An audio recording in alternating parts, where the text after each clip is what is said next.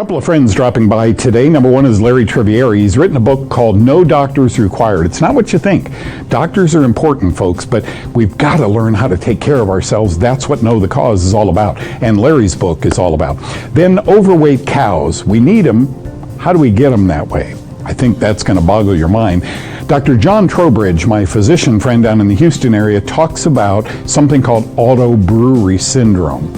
What is that? You're going to learn in the middle of today's show, and I'm going to open with, what if we found mycotoxins in corn grain with UV light, and cancer cells also responded or lit up in the presence of a UV light?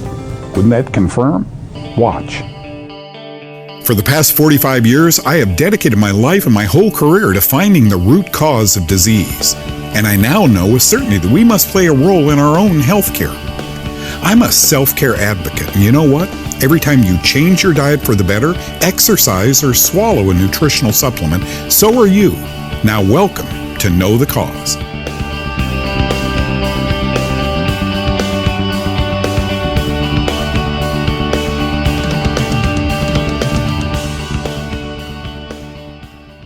So several years ago, Ty and Charlene Bollinger contacted me and said, we'd like you to speak at our cancer symposium.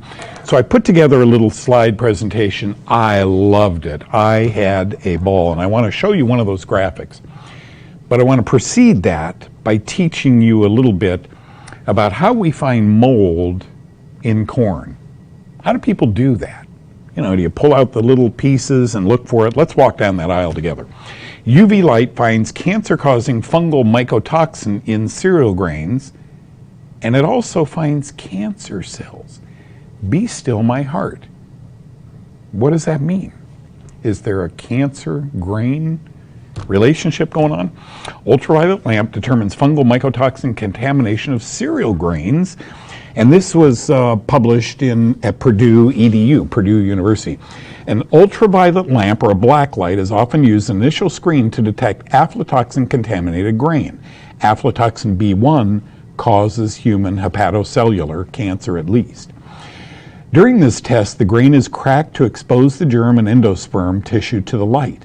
If any of the kernels glow with a bright green yellow fluorescence under the black light, the kernels are presumed to be infected by the fungus Aspergillus flavus and may contain aflatoxin. I would guess they probably throw that group away. Okay, that's fascinating if you're a botanist, or a laboratory person, but what does that have to do with Know the Cause? Sit still. Watch. Simple blood tests using UV light could not only detect corn mycotoxins, but could detect cancer. Could they be one and the same? A new blood test that exposes a person's blood to ultraviolet light could help doctors in the early detection of cancer. The results are powerful, said Dr. Diane Anderson at Bradford University press release detailing the work. We've identified significant differences between the healthy volunteers and suspected cancer patients, and confirmed cancer patients of mixed ages at a statistically significant level. So instead of scanning corn and wheat looking for fungal poisons, they're scanning cancer patients' blood, and they're finding something. What is a cancer cell? If it's a fungus cell, this makes total sense, right? You and I get it. UV exposes. Now, this is a book that was given to me several years ago. This is what I used in Ty and Charlene Bollinger's presentation, one of 40 slides or so. I had 45 minutes to talk. Maybe 10 years ago on Know the Cause, I finished a segment. Sometimes people want to talk to me. This person was rather persistent, said my assistant, and so I got on the phone and spoke with her. Her name was Migdalia Arnon from Colorado. I have huge news for you. I got on the phone and talked with her. Turns out Migdalia Arnon is a pathologist, a medical doctor. She'd written a book, Cancer Biology, the study of cancer pathogenesis, how to prevent cancer and diseases. There's a copy of the book right there, which I will save forever and ever. Chapter 10 in this book, I've just got to read you. She sent me this copy. Chapter 10, Cancer and Fungus. I almost fell out of my chair. Here's a woman that has seen thousands and thousands of cancer patients, sometimes at autopsy. but she's seen thousands and thousands of cases. Now, go back to my graphic. Here's what she said. UV light exposed cancer cells glow. Pathologist Migdalia Arnon describes green granules, just like they saw in corn, within human cancer tissues when exposed to ultraviolet light. The cancer tissues examined were from the breast, stomach, colon, lung, ovary, cervix, uterus, prostate, and squamous cell carcinoma of the lip, as well as the case of leiomyosarcoma of the leg. All 100% showed the same green granules floating in her suspension. Non-cancer controls were 100% negative. And that, my friends, in science is what we call a slam dunk. Yet no one picked up her work. I wonder why. Could it be, and I'm just hypothesizing this, remember I'm Doug Kaufman, know the cause. Could it be what they saw in corn, a mycotoxin, a fungal metabolite that causes cancer? Could she see then the end product of eating all that corn or all that wheat, the mycotoxins in the cancer patient's blood? Just my take. Hope that helps.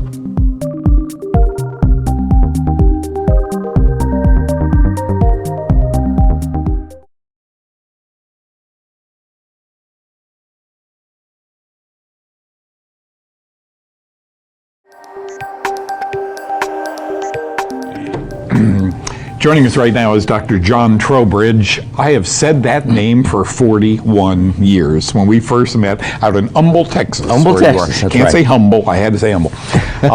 Welcome to the show. Thank you so much for joining us. I think you're a genius. You mentored me through the years. He's written a book called The Yeast Syndrome. Many of us have seen it. It's been around 36 years. He's written another one that's free. It's yours, Sick and Tired. You can download it on his website. We'll give you that information. I want to talk to you about something called brewery syndrome, which I had no idea 25 years ago what it was. It's a real phenomenon, folks. Absolutely. Sometimes a policeman pulls over a person. They haven't had a drop to drink.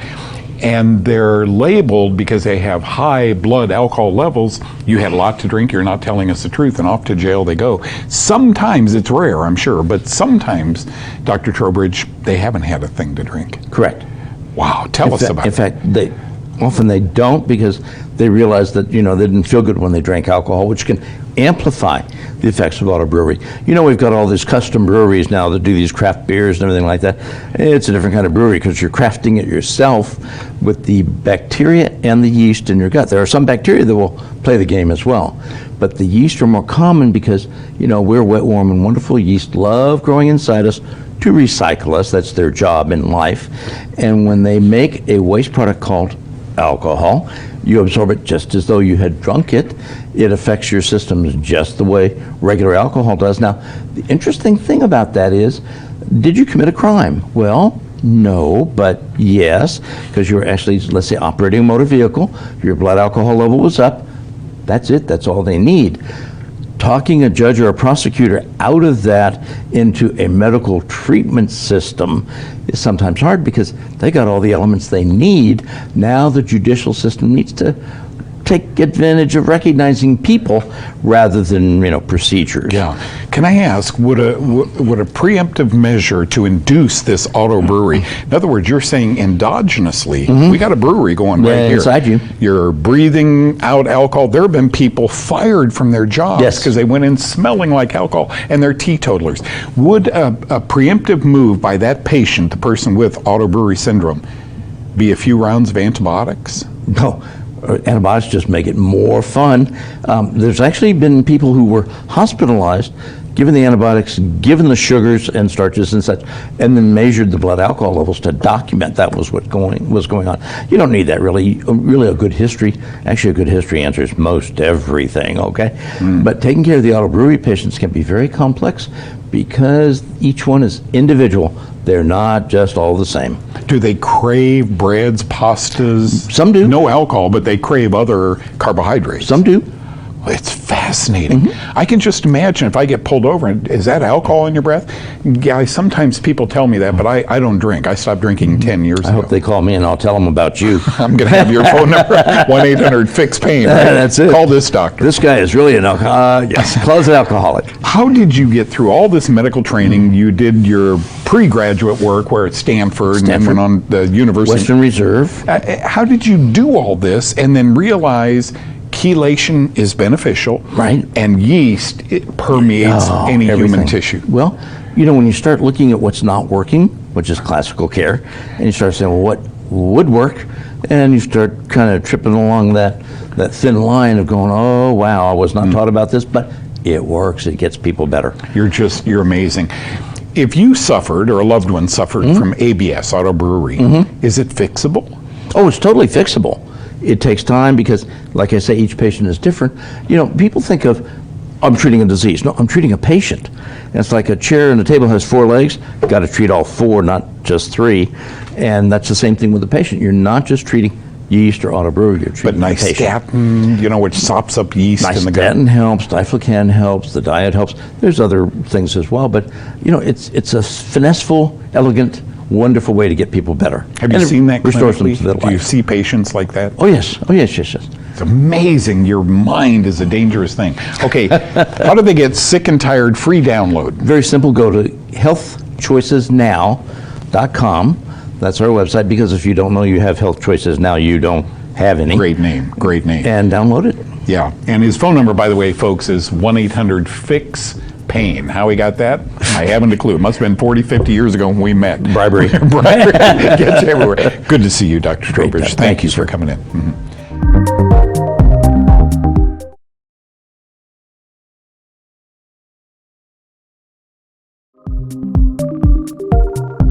Friends, welcome aboard. Thank you so much for joining us today. Rain and Ralph got me this book many years ago, North Carolina. It's called Mycotoxins in Human and Animal Health, or Adverse Health. It's really what the book is all about. You see, mycotoxins are poisons made by fungi.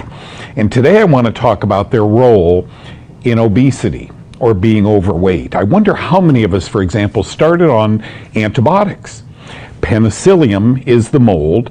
The mycotoxin it makes, we call penicillin. Lots of antibiotics. Wonder how many of us started at 2 years old on antibiotics and today find ourselves 40, 50, 60 pounds overweight, and our doctor can't figure out why, nor can we. Could it have been the seed planted when we were 2 years old? Let's talk about that. We want overweight cows on feedlots. That just makes sense. The average feedlot cow weighs about 80 pounds at birth, and he's got to gain 1,000 pounds in the next 14 to 18 months before slaughter. If we could only figure out how they do that, perhaps human obesity could be properly and fully addressed. So let's study this. Okay, you have a cow that's born at 80 pounds. He needs to be taken to the feedlot. They do this in a year to a year and a half at 1,000 pounds. Antibiotics are called growth promoters. Farmers began adding small amounts of certain antibiotic to animal feeds early in the 1950s after they observed that livestock eating antibiotic supplements gained meaty weight more rapidly. Meaty weight. In other words, the little antibiotics to prevent mastitis and other infections in cows, farmers began to say, oh my gosh, instead of 700 pounds, they're 900. What could have made the difference? Antibiotics. Okay, let's keep going. According to the Food and Drug Administration, by 2014, 17,000 tons of antibiotics were sold in the U.S. just for the livestock industry. This figure represents 80% of all antibiotic sales in the year 2014. We got it. Antibiotics are growth promoters. They make little chickens big. They make little pigs big. They make little cows huge. And we don't sell these animals in feedlots based on IQ or good looks. They're sold on how much they weigh solely. Antibiotics continue to be used in the U.S. feedlot animals, but purportedly today, I love this, for therapeutic use. So we should only give them to the animals that are having symptoms, right? I wonder if it's still in their feed. New growth promoters, most notably an estrogenic fungal mycotoxin called zearalenone, or its synthetic derivative, is used to ensure rapid weight gain in cattle. Folks, they'll come up with anything. When the dollar is as almighty as it is in the world today, anything, do we have to add 2 mycotoxins together? Didn't we learn from Doug that 2 mycotoxins together, think of an alcoholic drink and a cigarette, 2 molds together. Yeah, mold grows on tobacco leaves, okay? 2 molds together equals 7. 1 and 1 equals 7, not 1 and 1 equals 2. So when we add an antibiotic to an estrogenic mycotoxin, a Fusarium mold, wham, it's very toxic.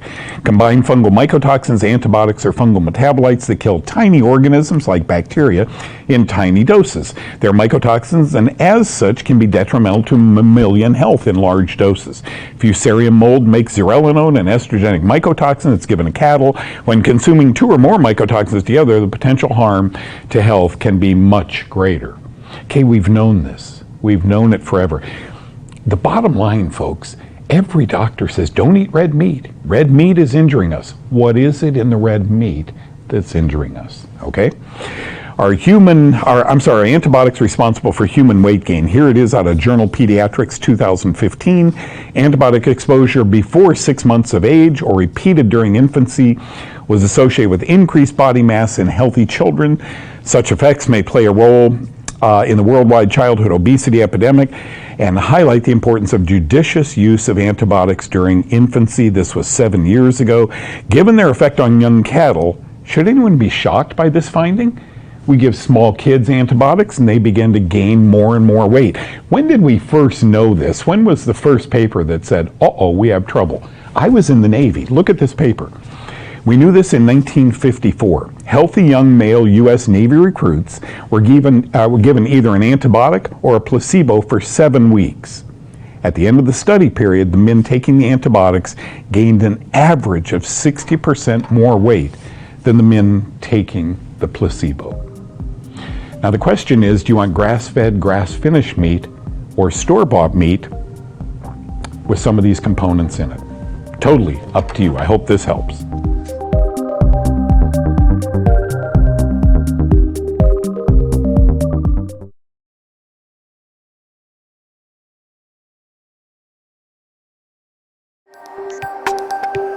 Okay, I'm going to preface this next 4 or 5 minutes by saying everyone needs this book. You need a plan if you want to get well and stay well. You need to understand what a cholesterol is, where it comes from. You need to understand what vitamin C is, how much do I need. You need to understand, you need a plan if you want to get well. I call this book The Ultimate Plan, and I'm not kidding, I read a lot. This book, the last couple of weeks, has just opened my eyes. And its author, Larry Trivieri, is here with us right now. Larry, thank you, number one, for writing the book. You are going to help a large number of people.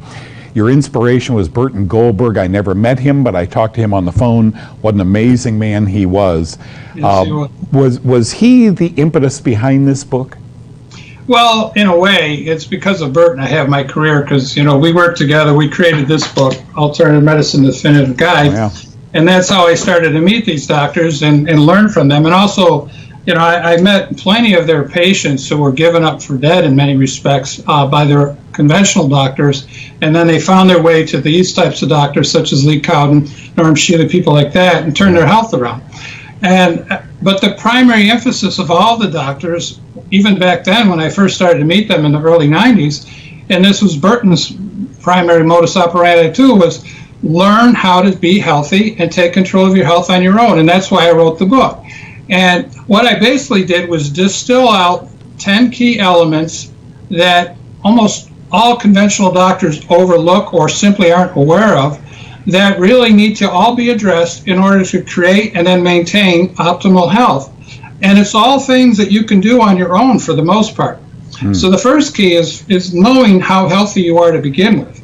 And that's something, you go to a doctor and they'll say, well, there's so many cases of people who are chronically fatigued or things of that nature, and the test that they get from the doctor says, well, there's nothing wrong with you. It's all in your head, and that's not true.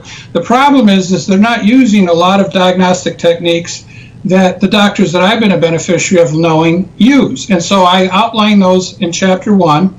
I also outline there's a number of quizzes that people can take, assessment quizzes that were provided from Norm Shieldy and other doctors to learn where their weak points are, where are their major sources of stress, because obviously stress is a biggie. And then from there we go into putting out inflammation, which is primarily through diet, and that includes your guidance with the Kaufman diet, and learning how to determine the best diet for you. So that's step 2. Step 3 is learning how to optimize your gut function, because it's amazing what they're finding out about the biome, the gut, in terms of how much it impacts our overall health, not just our immune system, but also our brain function, et cetera, et cetera. So there's a lot of key information on that subject alone in that chapter. And then there's a chapter about supplements, which you alluded to, vitamin C and vitamin B, but it's how to determine what supplements you most need and in what doses, because there's no one size fits all when it comes to either diet or nutrition. Right. We have to fine tune it. And there's ways that you can do that, and that I outline in that chapter. And then we go into detoxification, learning how to keep your organs of detoxification functioning optimally, because, we live at unfortunately, a toxic planet. And then one of the other biggies is mastering stress, optimizing your mindset, and healing any unresolved emotions. Those are all part and parcel of the overall umbrella of stress. One thing, Larry, I need to tell you, what opened my eyes was one of the last chapters, I think it's chapter 10, where Dr. Cowden and you expound on prayer. I have read studies that when a doctor prays with his patients, when a family gathers and prays with their patients, that boosts immunity, that helps the body. Folks, the book is called No Doctors Required. It is a must. It's $19.95 in hard copy, or Kindle $9.95. It's a must read. All of you must have this. Certainly we all know someone who's suffering and asking you, what should I do? You start at the beginning. No Doctors Required. Larry, thank you so much for your time. Brilliant book. Congratulations. Thank you. Thank you very much, Doug.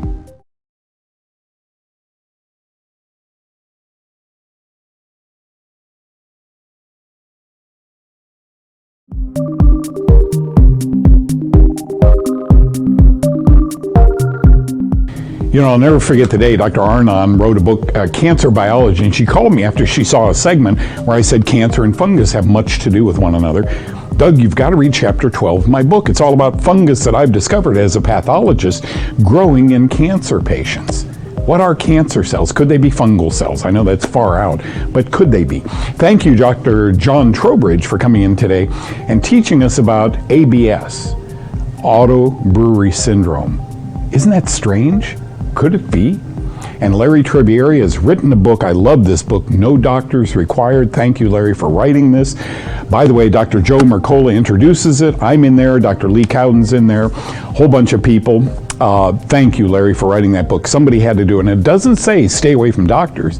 It says know what's going on in your body before you go into a doctor. And finally, overweight cows. How do we get them that way? With fungal mycotoxins that we have renamed antibiotics. Thanks, folks. God bless. Bye-bye.